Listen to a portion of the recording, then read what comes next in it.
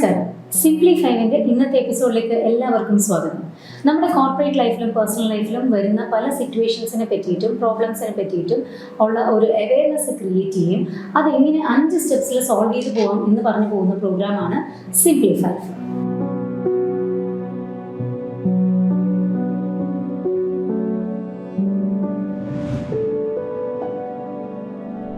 Corporate ഫീൽഡിൽ പ്രത്യേകിച്ചും ഏറ്റവും കൂടുതൽ മിഡ് മാനേജ്മെൻറ്റ് ആൾക്കാർ ഫേസ് ചെയ്യുന്നൊരു പ്രോബ്ലമാണ് ഇപ്പോഴത്തെ യങ്സ്റ്റേഴ്സിന്, ജെൻസി ആയാലും മില്ലേനിയൽസ് ആയാലും അവർ മാനേജ് ചെയ്യാൻ പെടുന്ന പാട്.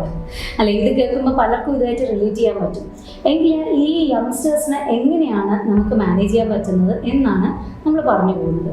സീനിയർ ലെവലിൽ വർക്ക് ചെയ്തുകൊണ്ടിരിക്കുന്ന ആൾക്കാർ വളർന്ന ഒരു സാഹചര്യം ടോട്ടലി ഡിഫറെൻ്റ് ആണ്. പ്രത്യേകിച്ചും നമ്മൾ ഇന്ത്യൻ സിസ്റ്റമാണ് ഫോളോ ചെയ്ത് വരുന്നതെങ്കിൽ, ഒരു ഇന്ത്യൻ സ്കൂളിലാണ് പഠിച്ചതെങ്കിൽ we were not allowed to express thoughts freely. നമ്മൾ അനാവശ്യമായ ചോദ്യങ്ങൾ ചോദിക്കാൻ പാടില്ല എന്നാണ് പറഞ്ഞു പഠിപ്പിക്കുന്നത്. അതുപോലെ തന്നെ നമ്മളെക്കാട്ടിലും പ്രായത്തിന് മൂത്തവർ എന്ത് പറഞ്ഞാലും കേൾക്കണം, അവർ പറഞ്ഞ് ശരിയാണെങ്കിലും തെറ്റാണെങ്കിലും കേൾക്കണം എന്നൊക്കെ പറഞ്ഞിട്ടാണ് നമ്മളെ വളർത്തിക്കൊണ്ടുവരുന്നത്. അതുകൊണ്ട് തന്നെ നമ്മൾ എത്ര പ്രായമായാലും നമ്മളുടെ സീനിയർ ലെവലിൽ നിൽക്കുന്ന ആൾക്കാർ പ്രായം കൊണ്ടോ നമ്മുടെ ഹൈറാർക്കിയിൽ കൂടുതലുള്ള ഒരാളെ ക്വസ്റ്റ്യൻ ചെയ്യാൻ നമ്മൾ ഭയങ്കരമായിട്ട് ഭയന്നിരുന്നു. എന്നാൽ ഇന്നത്തെ കാലത്ത് നമ്മൾ കുട്ടികളെ പഠിപ്പിക്കുന്നത് ഇൻഡിപെൻഡൻ്റ് ആയിട്ട് തിങ്ക് ചെയ്യുക എന്നുള്ളതാണ്. നമ്മളോട് ആരെന്ത് പറഞ്ഞാലും അത് തെറ്റാണെങ്കിൽ അത് തെറ്റാണെന്നും നമുക്ക് ഇഷ്ടമില്ലാത്ത കാര്യങ്ങൾ ഇഷ്ടമില്ലാന്ന് ധൈര്യപൂർവ്വം പറയാനാണ് നമ്മളെ പഠിപ്പിക്കുന്നത്. അങ്ങനെ വരുമ്പോൾ എന്താണ് സംഭവിക്കുക? പലപ്പോഴും മാനേജ്മെൻറ്റിന് അതൊരു ബുദ്ധിമുട്ടായി വരാറുണ്ട്. ഇങ്ങനെയുള്ളപ്പോൾ ഈ സിറ്റുവേഷൻസ് എങ്ങനെയാണ് ഒരു സീനിയർ ലെവൽ മാനേജ് ചെയ്യേണ്ടത്? അതിനുള്ള 5 ടിപ്സാണ് നമ്മളിന്ന് പറയുന്നത്. ആദ്യമായി നമ്മൾ മനസ്സിലാക്കേണ്ട ഒരു കാര്യം എന്ന് പറഞ്ഞാൽ, ഇന്നത്തെ യങ്സ്റ്റേഴ്സ് ക്രൗഡ് വളരെ ഇൻഡിപെൻഡൻ്റ് ആയിട്ട് തിങ്ക് ചെയ്യും, ഇൻഡിപെൻഡൻ്റ് ആയിട്ട് വർക്ക് ചെയ്യാനോ ആഗ്രഹിക്കുന്ന ആൾക്കാരാണ്. അപ്പോൾ അവർ ചെയ്യുന്ന ജോലി എന്താണോ റെസ്പോൺസിബിലിറ്റി കൊടുക്കുന്നത് അത് കൊടുത്തിട്ട് നമ്മൾ മാറി നിൽക്കുക. അവർ നമ്മൾ വിചാരിക്കുന്നതിനേക്കാളും നന്നായിട്ട് പെർഫോം ചെയ്യും, കാരണം അത്രയും കാലിബറുള്ള കുട്ടികളാണ് ഇപ്പോൾ. അപ്പോൾ നമ്മൾ അവരെ മൈക്രോ മാനേജ്മെൻറ്റ് ചെയ്യാതിരിക്കുക. So tip number 1 is avoid micro management. പണ്ടത്തെ പോലെയല്ല ഇപ്പോൾ. മെൻ്റൽ ഹെൽത്തിനൊക്കെ വളരെ ഇമ്പോർട്ടൻ്റ് ആയിട്ടൊരു സ്പേസ് ആണ് നമ്മൾ കൊടുക്കുന്നത്. പണ്ട് നമുക്കൊരു മാനസിക ബുദ്ധിമുട്ട് വന്നാൽ അതൊന്ന് ഉറക്കി പറയാൻ ആൾക്കാർ പഠിക്കും.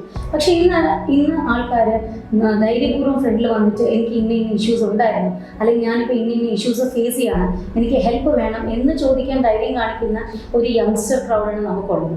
അതുകൊണ്ട് തന്നെ അവരതിന് വർക്ക് ലൈഫ് ബാലൻസിന് ഭയങ്കരമായിട്ട് ഇമ്പോർട്ടൻസ് കൊടുക്കുന്നുണ്ട്. പണ്ടെന്ന് പറഞ്ഞു കഴിഞ്ഞാൽ 9:30 to 5:30 ഒരു ജോബ് ഉണ്ടെങ്കിൽ 5:30ക്ക് ശേഷം നമുക്ക് വർക്ക് ചെയ്യണമെന്നുണ്ടെങ്കിൽ അത് നമ്മൾ പ്രത്യേകിച്ച് സീനിയർ മാനേജ്മെൻറ്റ് പറയണ്ട, നമ്മൾ എത്ര ജോലി ഏൽപ്പിച്ചാലും അതൊരു 10 മണി വരെയോ 11 മണി വരെ വേണമെങ്കിൽ ഇന്ന് വർക്ക് ചെയ്തിട്ട് വീട്ടിൽ പോകും. പക്ഷേ ഇന്നത്തെ കാലത്ത് നമ്മളത് എക്സ്പെക്ട് ചെയ്യുന്നത് വളരെ തെറ്റാണ്. അതിന് പകരം നമുക്ക് വേണമെങ്കിൽ ഒരു ദിവസം 2 ദിവസം കാര്യമല്ല പറയുന്നത്, കണ്ടിന്യൂസ് ആയിട്ട് ഓവർ ടൈം വരികയാണെങ്കിൽ അവർക്ക് ഒന്നുകിൽ ഓവർ ടൈം ബെനിഫിറ്റ്സ് കൊടുക്കുക, അതുപോലെ അവർക്ക് വേണ്ട സമയങ്ങളിൽ ബ്രേക്ക് കൊടുക്കുക. അവരെ എല്ലാ ബ്രേക്കിൻ്റെ സമയത്തും വിളിച്ച് ബുദ്ധിമുട്ടിച്ച് അവരെ ഓവർലോഡ് ചെയ്യുകയാണെങ്കിൽ ഓട്ടോമാറ്റിക്കലി അവർ റിയാക്ട് ചെയ്ത് തുടങ്ങും. So the tip number 2 is respect work life balance. 2 കാലഘട്ടത്തിലും, അതായത് സീനിയർ മാനേജ്മെൻറ്റിൻ്റെ കാലഘട്ടത്തിലും ജൂനിയർ ആൾക്കാരുടെ കാലഘട്ടത്തിലും നമ്മൾ ചെയ്യേണ്ട ഒരു കാര്യമാണ് അപ്രിസിയേഷൻ. പക്ഷേ പണ്ടൊക്കെ ആൾക്കാർ എടുത്തു പറയുമൊന്നുമില്ല, ഓ നിങ്ങൾ ചെയ്ത വലിയ നല്ല കാര്യമാണ് എന്നൊന്നും പറയില്ല. And we are taken four granted. നമ്മളിപ്പോൾ ഒരു കാര്യം ചെയ്താലും നമ്മുടെ മാനേജ്മെൻറ്റ് എന്ന് മാത്രം പറയുകയാണെങ്കിൽ നമുക്കതൊരു വലിയ സംഭവമാണ്. പക്ഷേ ഇന്ന് അങ്ങനെയല്ല. നമ്മൾ അപ്രിസിയേഷൻ്റെ ഇമ്പോർട്ടൻസ് കുട്ടികളെ പറഞ്ഞ് പഠിപ്പിച്ചതുകൊണ്ട് തന്നെ നമ്മൾ തീർച്ചയായിട്ടും അവർ ചെയ്യുന്ന ഓരോ കാര്യങ്ങളും നല്ലതാണെങ്കിൽ നല്ലതാണെന്ന് പറയാൻ മടിക്കരുത്. So tip number 3 is appreciate. പണ്ടൊക്കെ ഒരു കരിയറിൽ നമ്മൾ കയറിക്കഴിഞ്ഞാൽ, ഒരു കമ്പനിയിൽ കയറിക്കഴിഞ്ഞാൽ അവിടെ തന്നെയാണ് 10 കൊല്ലം വർക്ക് ചെയ്യുന്നത്. പല ആൾക്കാരും ഇപ്പോൾ നമ്മുടെ അച്ഛനെ അമ്മയൊക്കെ നോക്കിക്കഴിഞ്ഞാൽ പല ആൾക്കാരും അവരുടെ ജീവിതകാലം മൊത്തം ഒരു കമ്പനിയിലാണ് വർക്ക് ചെയ്യുന്നത്. ആ കമ്പനിയിലെ ജോലി, അവിടെ നടക്കുന്ന കാര്യങ്ങൾ വെച്ചിട്ടാണ് ആ ഫാമിലി മൊത്തം ഓറിയൻറ്റഡ് ആയിട്ട് നിന്നത്. പക്ഷേ ഇപ്പോൾ അങ്ങനെയല്ല. ഒരു optimum time for working in A company is 2 to 3 years. ഒരു 2-3 വർഷം കഴിഞ്ഞാൽ നമ്മൾ മാറണം എന്നാണ് പറയുന്നത്. അതാണ് നമ്മുടെ കരിയർ ഗ്രോത്തിന് ഏറ്റവും ഇമ്പോർട്ടൻ്റ് എന്നാണ് പറയുന്നത്. അപ്പോൾ നമ്മളുടെ കൂട്ടത്തിൽ, നമ്മുടെ ജൂനിയർ മെമ്പേഴ്സിൽ നല്ല ആൾക്കാരുണ്ട്, അത് അവർ കമ്പനിക്ക് അസറ്റ് ആണെന്ന് തോന്നുകയാണെങ്കിൽ തീർച്ചയായിട്ടും നമ്മൾ അവർക്കൊരു കരിയർ ഗ്രോത്ത് ആണ് കൊടുക്കേണ്ടത്. കരിയർ ഗ്രോത്ത് എന്ന് പറയുമ്പോൾ സാലറി ഹൈക്ക് മാത്രമല്ല, അവരുടെ കരിയറിൽ എങ്ങനെ പ്രോഗ്രസ് ചെയ്യാം എന്നുള്ള ഒരു ക്ലാസ്സസ് കൊടുക്കുക, ട്രെയിനിങ് പ്രോഗ്രാംസ് കൊടുക്കുക, കോഴ്സസ് കൊടുക്കുക, അങ്ങനെ അവരെപ്പോഴും അപ്ഡേറ്റ് ചെയ്യിപ്പിച്ചുകൊണ്ടിരിക്കുക. അങ്ങനെയുള്ളൊരു വർക്ക് പ്ലേസിൽ തീർച്ചയായിട്ടും യങ്സ്റ്റേഴ്സ് കൂടുതൽ വർക്ക് ചെയ്യാനായിട്ട് താല്പര്യം കാണിക്കും. അതേസമയം നമ്മൾ ഫുൾ ടൈം വർക്ക് മാത്രം ചെയ്തിട്ട് നിങ്ങളുടെ കരിയറോ നിങ്ങളുടെ പേഴ്സണൽ ലൈഫോ നോക്കണ്ട എന്ന് പറഞ്ഞു കഴിഞ്ഞാൽ അപ്പോൾ തന്നെ യങ്സ്റ്റേഴ്സ് ക്രൗഡെല്ലാം അവിടെ നിന്ന് മാറിപ്പോകും. അതുകൊണ്ട് tip number 4 is always support career growth. നമ്മളുടെ മുമ്പത്തെ ജനറേഷൻ കമ്മ്യൂണിക്കേഷൻ വളരെ വേഗമാണ്. നമ്മൾ അവരുടെ ബോഡി ലാംഗ്വേജ് എന്നും അല്ലെങ്കിൽ അവർ നമുക്ക് തരുന്ന റിയാക്ഷൻസ് എന്നൊക്കെയാണ് പലപ്പോഴും അതിപ്പോൾ പേഴ്സണൽ ലൈഫിലായാലും പ്രൊഫഷണൽ ലൈഫിലായാലും മനസ്സിലാക്കുക. ഇപ്പോൾ ഒരു മാനേജ്മെന്റ് ലെവലിൽ അല്ലെങ്കിൽ നമ്മുടെ ബോസായിട്ട് നിൽക്കുന്ന ഒരാൾ നമ്മളെ എല്ലാ ദിവസവും നോക്കി ഗുഡ് മോർണിംഗ് പറഞ്ഞിട്ട് ഇന്നത്തെ ദിവസം നോക്കി ചിരിച്ചില്ലെങ്കിൽ നമ്മൾ മനസ്സിലാക്കിക്കോണം നമ്മൾ എന്തോ ചെയ്തത് പ്രശ്നമുണ്ട്, ആകെ ടെൻഷനായി, നമ്മുടെ ബോസ് എന്തിനാണ് നമ്മുടെ ദേഷ്യം പിടിക്കുന്നതെന്നുണ്ട്. പക്ഷേ we were used to that sort of environment, that was okay with us and we used to take that. പക്ഷേ ഇപ്പോൾ അങ്ങനെയല്ല. ഇപ്പോൾ കമ്മ്യൂണിക്കേഷൻ്റെ ഇമ്പോർട്ടൻസും എല്ലാ ആൾക്കാരുടെ ഇടയിലും ഒരു അവയർനെസ് വരും. അതിൻ്റെ ഇമ്പോർട്ടൻസ് തിരിച്ചറിയുന്നതുകൊണ്ട് തന്നെ നമുക്ക് പറയാനുള്ള കാര്യങ്ങൾ നമ്മൾ ക്ലിയർ ആയിട്ട് കമ്മ്യൂണിക്കേറ്റ് ചെയ്താൽ മാത്രമേ അവരത് അക്സെപ്റ്റ് ചെയ്യുള്ളൂ.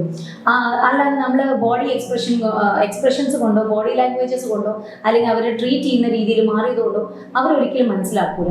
And the most important tip is communicate clearly. ഓരോ കാലഘട്ടത്തിലും മുന്നിൽ വരുന്ന ജനറേഷനും അതിനുശേഷം വരുന്ന യങ്ങർ ക്രൗഡും തമ്മിൽ എപ്പോഴും ഒരു കമ്മ്യൂണിക്കേഷൻ ഗ്യാപ്പ് ഉണ്ട്. And we call it the generation gap. പക്ഷേ എങ്കിലും ഏതൊരു കമ്പനിയുടെ വളർച്ചയ്ക്കും ഒരു senior management with lot of experience is required. അതുപോലെ തന്നെ ഒരു ജൂനിയർ, ഒരു ലോട്ട് ഓഫ് എനർജി ഉള്ള ഒരു ക്രൗഡും നമുക്ക് വേണം. അതുകൊണ്ട് തന്നെ ഇത് കേട്ടുകൊണ്ടിരിക്കുന്ന എല്ലാവരുടെ വർക്ക് പ്ലേസിലും പേഴ്സണൽ ലൈഫിലും രണ്ട് ജനറേഷനിലുമുള്ള സീനിയേഴ്സും ജൂനിയേഴ്സും ഹാർമണിയിൽ തന്നെ വർക്ക് ചെയ്യട്ടെ എന്ന് ആശംസിച്ചുകൊണ്ട് തൽക്കാലം വിടവാങ്ങുന്നു. നിങ്ങൾക്കൊപ്പം corporate psychologist Sindhu Nandakumar at Atmasutra mind care. Thank U.